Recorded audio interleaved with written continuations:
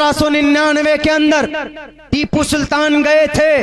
टीपू सुल्तान की जब लाश बिछ गई, उसका सर कलम कर दिया गया, तो जनरल हॉर्स उसकी लाश पर खड़े होकर कहा था, क्या से ये देश मेरा है? क्यों? हमने एक शेर हिंदुस्तान को शहीद कर दिया है। इस देश में अंग्रेज से लड़ने की बात थी तो सबसे पहले मैदान में ये कलिमा पढ़ने वाले, ये टोपी वाले, ये मुसलमान, ये ईमान वाले एक बात क्यों भूल जाते हो? एक तरफ भगत सिंह को फांसी पर लटकाया गया था, तो क्या दूसरी तरफ अशफाकुल्लाह खान के जिस्म के टुकड़े नहीं हुए थे? कहां चले गए थे उस वक्त? कहां सोए हुए थे? जब टीपू सुल्तान शहीद हो गए, तहरीक थोड़ी सी मध्यम पड़ी थी, तो 1804 के अंदर जिहाद का ऐलान करने वाला कौन? शाह अब्दुल अजीज मुहद्दिस देहलवी कलिमा पढ़ने वाला था। 1831 के अंदर सैयद अहमद शहीद रहमतुल्लाहि अलैह, शाह इस्माइल शहीद रहमतुल्लाहि अलैह गए थे कहां? बालाकोट। किस लिए?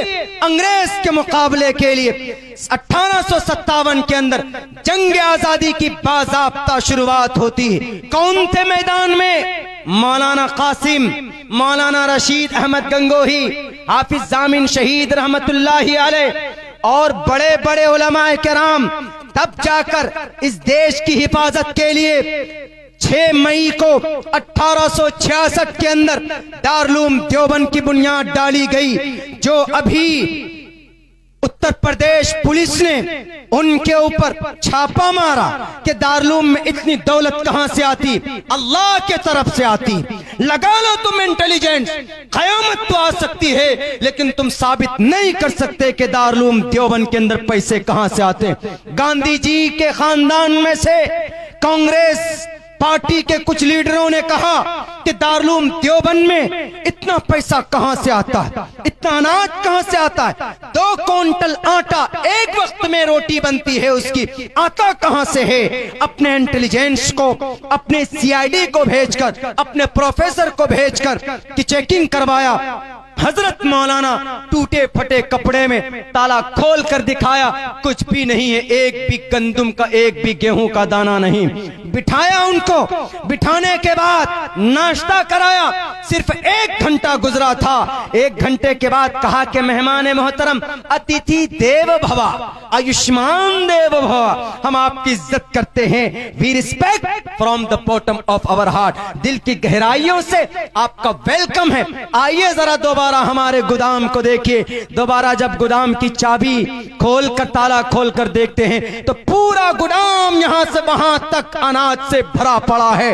तब जाकर तौबा किया कि हम पूरी दुनिया के बारे में गलत सोच सकते हैं, लेकिन दारुल देवबंद का कनेक्शन अल्लाह तबारक व तआला से जुड़ा हुआ, हम इसको नहीं मिटा सकते। ये ईमान की ताकत होती। उत्तर प्रदेश पुलिस पहुंची दारुल देवबंद। इतनी बड़ी लाइब्रेरी करोड़ों रुपए का कहां से आ गया? उस दारुल में जा रहे हो जिसकी बुनियाद डाली गई थी इस देश को आजाद करने के लिए। तारीख याद नहीं तो बताओ, अपने लीडरों को कान में डाल ले।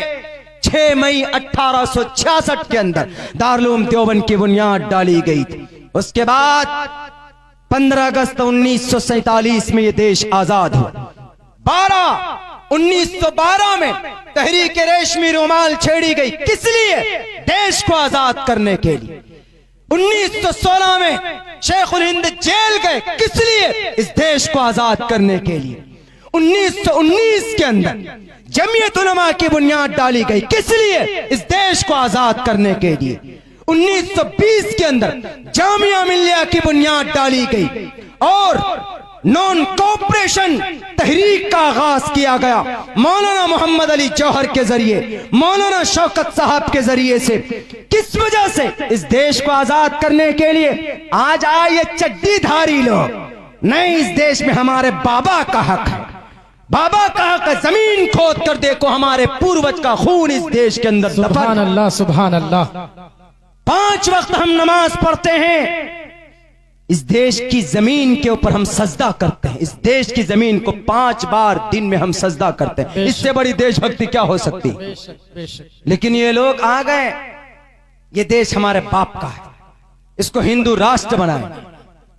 कयामत आ जाएगी, महाप्रलय आ सकता है, लेकिन ये देश कभी हिंदू राष्ट्र नहीं बने।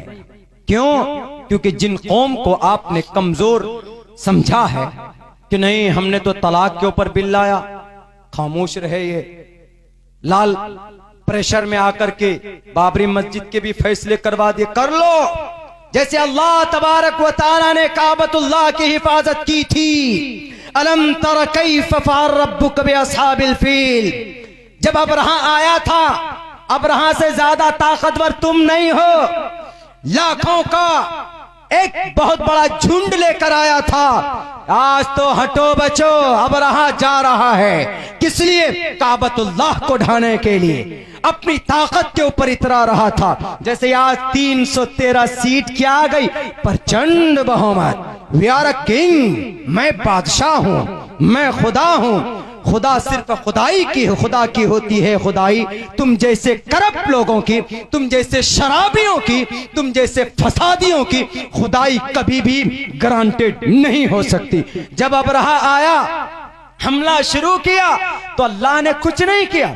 छोटे छोटे चिड़ियों को, छोटे छोटे परिंदों को भेजकर, अलम तरा कैफ फअल रब्बुक तैरन अबाबील के चोंच में एक पत्थर छोटा सा सड़क के किनारे जो पड़ा हुआ होता है, AK-47 की गोली भी नहीं, 315 वाली नहीं, एक पत्थर चोंच में लेकर, पैर में लेकर सिर्फ सर के ऊपर छोड़ दिया। जिसके सर पर लगा, सर से लेकर पैर तक सुराख कर दिया, वहीं पर गिरकर तबाह हो गया।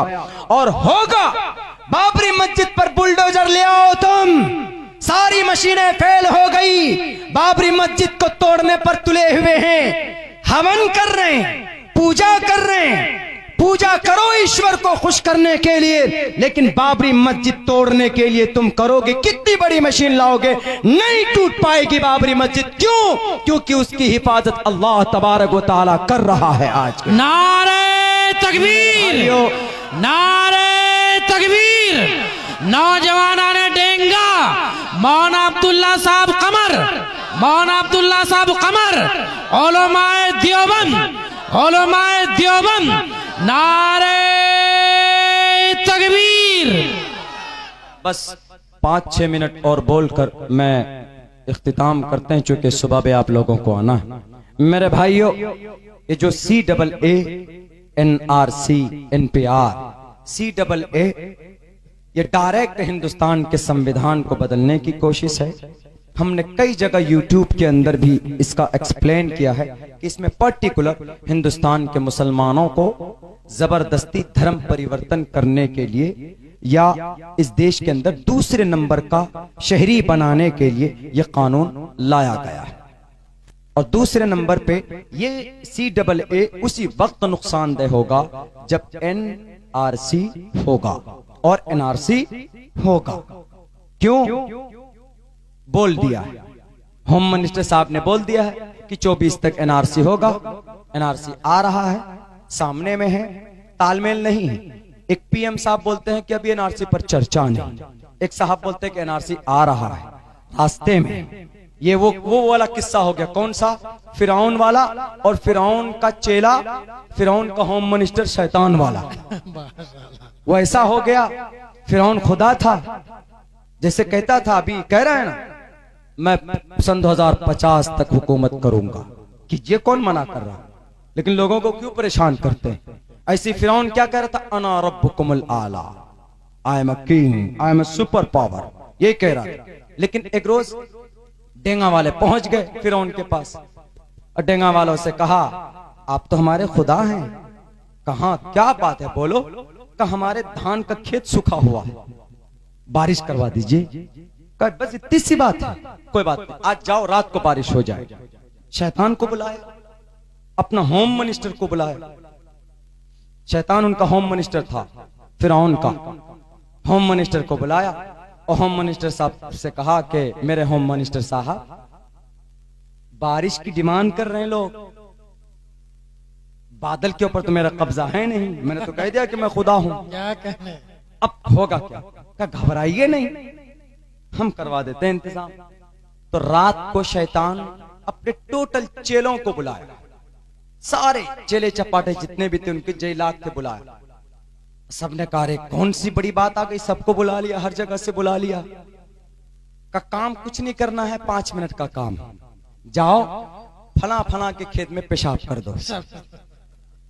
गया, सारे शैतान पेशाब करके आ गए, खेत एकदम भर गया सबका, रातों रात सबको भेज दिया। शैतान उनका होम मिनिस्टर भी चला गया। उसके बाद सुबह जब डेंगा वाले गए खेतों में, देखा कि भाई बारिश हुई और इतनी अच्छी बारिश हुई कि पूरा एकदम खेत लबालब है, कोई दिक्कत नहीं। और यकीन हो गया किन पे? फिरौन पे। हाँ ये खुदा है वाकई, इट इज ओरिजिनल खुदा एंड दिस इज ओरिजिनल खुदा, ये ओरिजिनल खुदा है। इसलिए कि हमने कल कंप्लेन किया, आज बारिश करवा दी, इससे बड़ा खुदा और कौन हो सकता। दावा मजबूत हो गया। लेकिन जब धूप निकली तेज और जब सूरज यहां तक पहुंचा, जब तेज धूप पेशाब पर पड़ता है उसकी बदबू आती। अब बदबू जब आनी शुरू हुई तो लोगों ने सूंघा, कहा कि भाई ये बदबू तो खेतों से आ रही है, पानी कौन सा है? जांच करो, तो जांच किया तो बहुत ज्यादा बदबू आने लगी। तो शाम को सारे लोग पहुंचे डेंगा वाले, उन्होंने कहा कि महाराज मेरे परमात्मा, ये बारिश कैसे पानी की हुई जो बदबू आ रही है?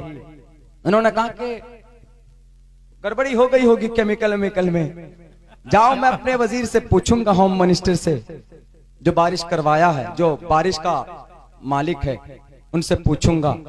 इसलिए कि उल्टा पुल्टा हो गया, एक तो बोलते हैं कि एनआरसी आ रहा है, एक बोलते हैं कि एनआरसी कुछ नहीं होगा, वहां पर भी उल्टा पुल्टा हो गया। यही किस्सा सेम फिरौन का और उसके चेले। तो शैतान को बुलाया रात में, बड़े एकदम गुस्से में शैतान से कहा फिरौन ने, अरे तुम हमारी खुदाई गड़बड़ करोगे, मेरी सरकार गिराओगे तुम। कहा क्यों? का बारिश करवाने के लिए कहा था, कौन सा पानी लाया जो बारिश से बदबू आ रही है पानी से? उन्होंने कहा कि पेशाब का कराया था, सारे सबको बुला करके बड़ी मुश्किल से, जिसको पेशाब नहीं आता तो उसको भी जबरदस्ती करवाया, तू भी कर, भरना है, खुदाई मजबूत करनी है। तो इसीलिए हमने तो बड़ी मेहनत की, सारे कार्यकर्ताओं को, सारे वर्करों को लगा दिया, और आप भी नाशुक्री कर रहे हैं। उन्होंने कहा कि पेशाब की क्यों बारिश करवाया, पानी की नहीं करवा सकता था? बादल को ले आता पकड़ के, तो पता होम मिनिस्टर क्या कहता, जहां तुम जैसा खुदा, मुझ जैसा होम मिनिस्टर, वहां पेशाब की बारिश नहीं होगी तो क्या मन्नो सलवा की बारिश होगी? तो यही है ये देश की हालत। दोनों अनपढ़ बैठे हैं, संविधान नहीं जानते, वो सोचे भी नहीं होंगे कि अरे वो तो ये